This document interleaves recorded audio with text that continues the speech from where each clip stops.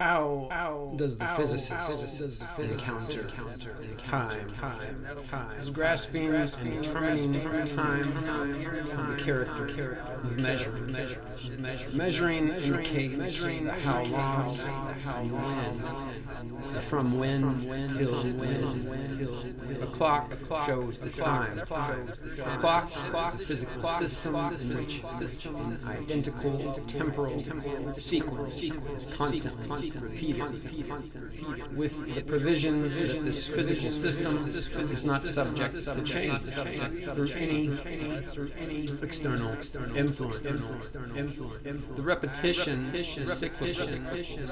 Each period has an identical temporal duration. The clock provides an identical duration that constantly repeats itself. A duration to which one can always have a course. The way in which the stretch of this duration is divided up is arbitrary. The clock measures time insofar as the stretch of the duration of an occurrence is compared with identical sequences on the clock and can thereby be numerically determined. What do we learn from the clock about time? Time is something in which a now point may be arbitrarily fixed, such that with respect to two different time points, one is earlier and the other later, and yet no now point of time is privileged over any other. As now, any now point, time is possibly earlier of later, as later, it is the later of the earlier. This time is thoroughly uniform, homogeneous, only insofar as time is constituted homogeneous is it measurable. Time is thus an unfurling whose stages stand in relation earlier and later to one another.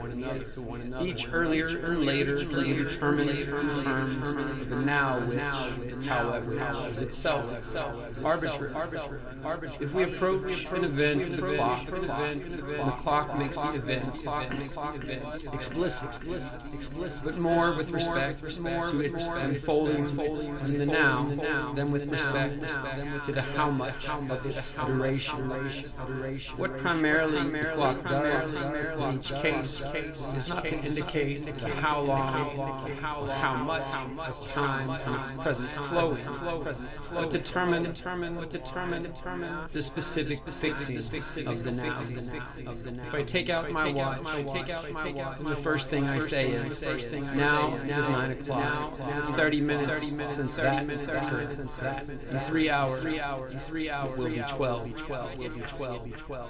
What is this now? The time now as I look at my watch, now as I do this, now as the light here goes out, for instance.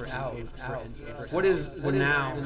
What is the now at my disposal? Am I the now? Is every other person the now? Then time would indeed be I, myself, and every other person would be time. And in our being with one another, we would be time. Everyone, and no one. Am I the now, or only the one who is sane, with or without any explicit clock?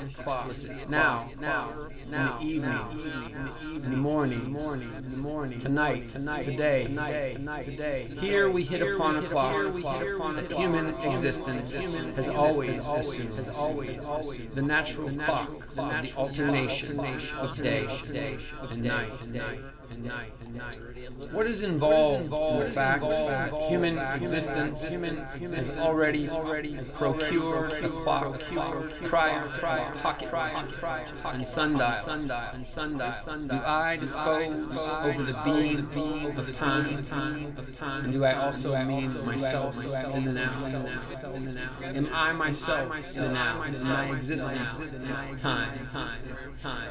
Or is it it ultimately time itself that procures for itself the clock in us? Augustine, in the 11th book of his Confession, pursued the question so far as to ask whether spirit itself is time.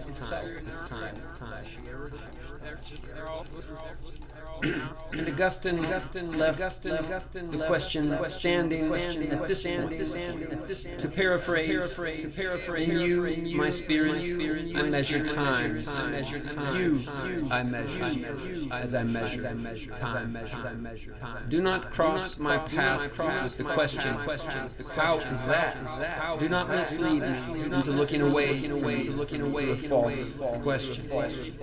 Do not obstruct your own path with the confusion of what may concern yourself. In you, I say repeatedly, I measure time. Transitory things encountered bring you into a disposition which remains, while those things disappear. The disposition I measure in present existence.